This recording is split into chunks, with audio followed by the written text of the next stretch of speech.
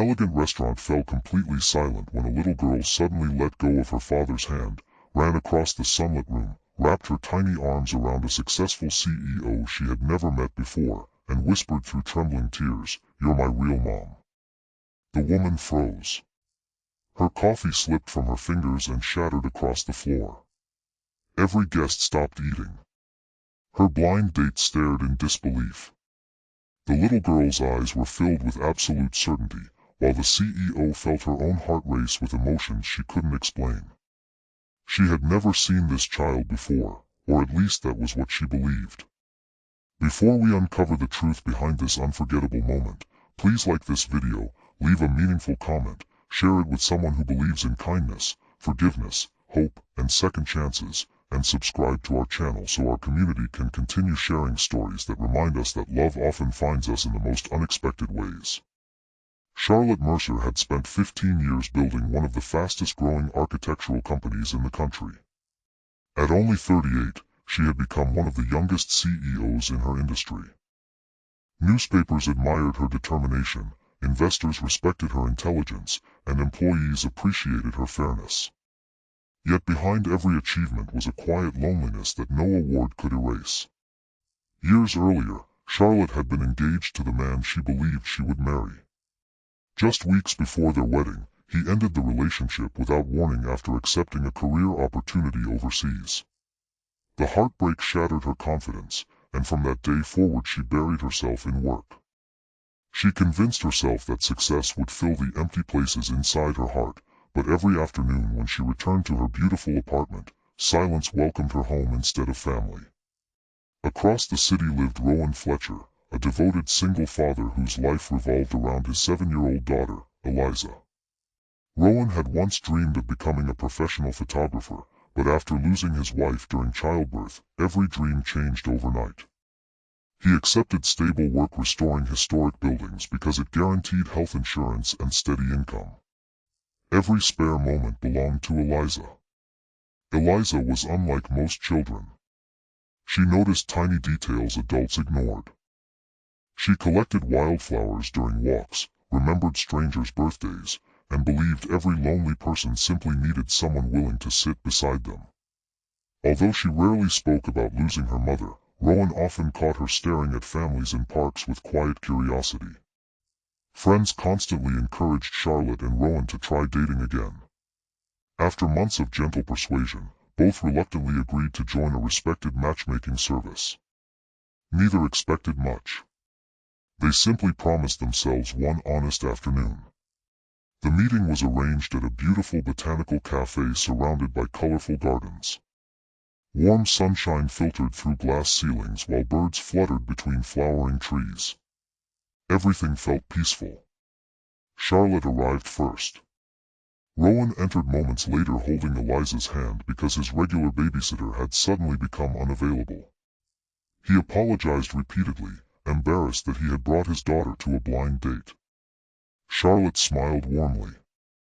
She admired fathers who prioritized their children. Before Rowan could explain further, Eliza looked across the room. The moment her eyes met Charlotte's face, time seemed to stop. Without hesitation, she released her father's hand and ran toward the woman as though she had finally found someone she had been searching for forever. Then came the words that stunned everyone. "You're my real mom." Charlotte stood motionless. She had never been married. She had never given birth. She had never even met Rowan before. The child hugged her tightly while tears filled her bright blue eyes. No one understood. Rowan gently pulled Eliza back, apologizing again and again. His face burned with embarrassment. He assumed his daughter had imagined something after seeing another woman with similar features. Charlotte knelt beside Eliza instead of stepping away. There was something strangely familiar about the little girl's face. Not familiar in the ordinary sense. Something deeper. Something impossible to explain. The afternoon continued awkwardly. Rowan expected Charlotte to leave immediately, but she surprised him by suggesting they stay. They talked about work, family, grief, and second chances while Eliza quietly colored pictures nearby. Charlotte discovered Rowan possessed remarkable kindness hidden beneath years of exhaustion. Rowan realized Charlotte's confidence at work masked someone who often questioned whether she had sacrificed too much of her personal life.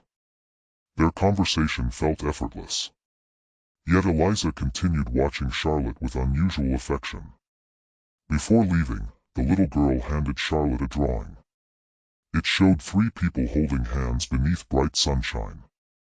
On the back she had carefully written, "Families find each other."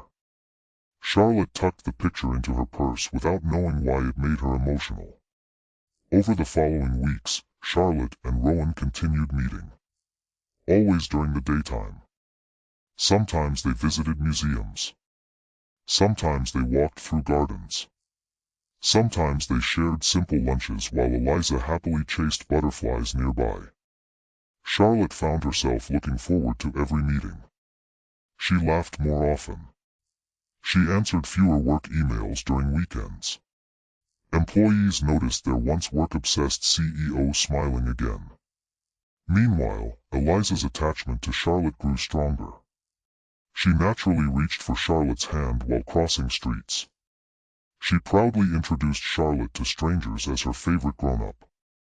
One afternoon while visiting a community art fair, Eliza quietly admitted something that deeply moved Charlotte.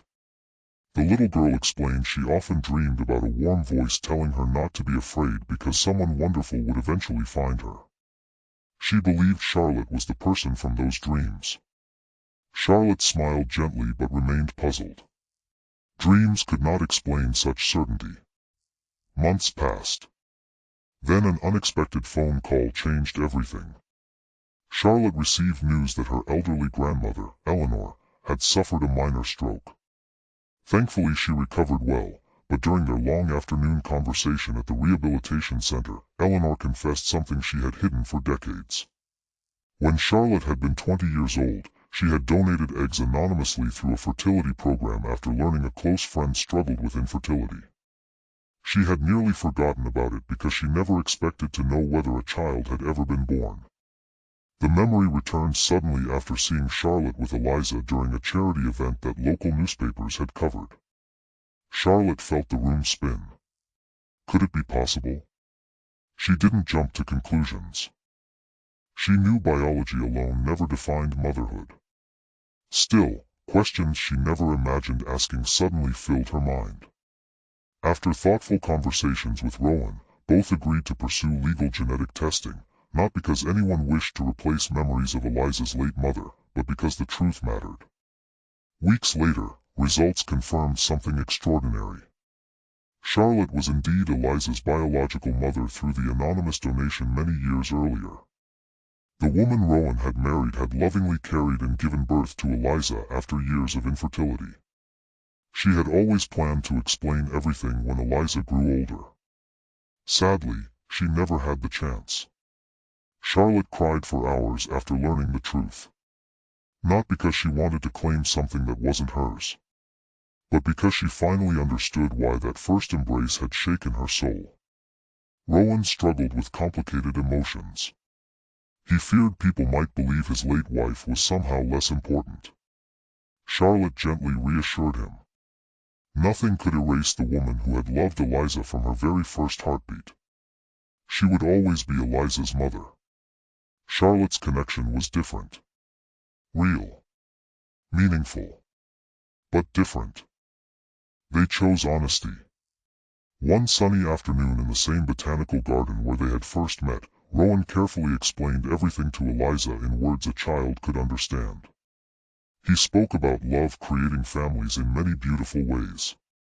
He told her about the brave woman who carried her, the wonderful woman who had given her life through an incredible gift years before, and how both stories belonged to her. Eliza listened quietly. Then she smiled. She didn't seem confused. Children often understand love better than adults. She hugged Rowan first. Then Charlotte. She explained that her heart had somehow recognized Charlotte before her mind knew why. Nobody could explain it scientifically. Perhaps children simply notice connections adults overlook. From that day forward, Charlotte never tried replacing anyone. Instead, she became another source of unconditional love in Eliza's life. She attended school concerts. She helped with science projects. She celebrated birthdays beside Rowan while always honoring the memory of the woman who had raised Eliza during her earliest years. As Charlotte spent more time with Rowan, friendship quietly became love. Not the dramatic kind found in fairy tales. The steady kind built through trust, shared responsibility, mutual respect. They supported each other through difficult days. Charlotte learned that success meant little without someone to celebrate it with. Rowan discovered he no longer carried every burden alone. Eventually Rowan proposed during a daytime picnic surrounded by wildflowers while Eliza enthusiastically pretended not to know the surprise was coming. Charlotte accepted through joyful tears. Their wedding took place beneath bright summer skies in a peaceful countryside garden. No luxury could compare with the happiness visible on every face. Instead of replacing memories, they carried them forward. A special bouquet rested beside a framed photograph honoring Rowan's late wife, whose love had made the family's story possible. Years later, Charlotte balanced leadership and family with remarkable grace. Her company flourished because she finally understood that compassion created stronger leaders than ambition alone. Rowan reopened his photography dream, capturing joyful family moments for people who wanted lasting memories. Eliza grew into a confident young girl surrounded by extraordinary love. Whenever someone asked about her unusual family story, she simply smiled. She believed families were built by kindness long before they were connected by biology. The words she had spoken on that unforgettable blind date became a treasured memory rather than an awkward mystery. She had sensed something no adult could explain. Not because destiny ignored reality, but because life had quietly woven together three hearts that were always meant to find one another through honesty, patience, and unconditional love. Before this story comes to an end, we'd love to hear from you. Please leave a meaningful comment sharing whether you believe love is defined by biology, by the people who raise us, or by both working together to create a family. As another warm afternoon filled the garden with sunlight, Charlotte watched Rowan and Eliza laugh together while colorful butterflies drifted between blooming flowers. She realized that the greatest promotions, biggest contracts, and highest achievements she had ever earned could never compare with hearing a little voice call her family. Rowan looked at the two most important people in his life and silently thanked every unexpected twist that had led them to that first blind date. Sometimes life doesn't erase old pain. Sometimes it gently transforms it into something beautiful enough to heal everyone involved. If this story touched your heart, please like this video, leave a meaningful comment, share it with someone who needs hope today, and subscribe to our channel so you never miss another emotional journey. May this story remind us that family is not only about how life begins, but about the love, sacrifice, honesty, and compassion we choose to give every single day.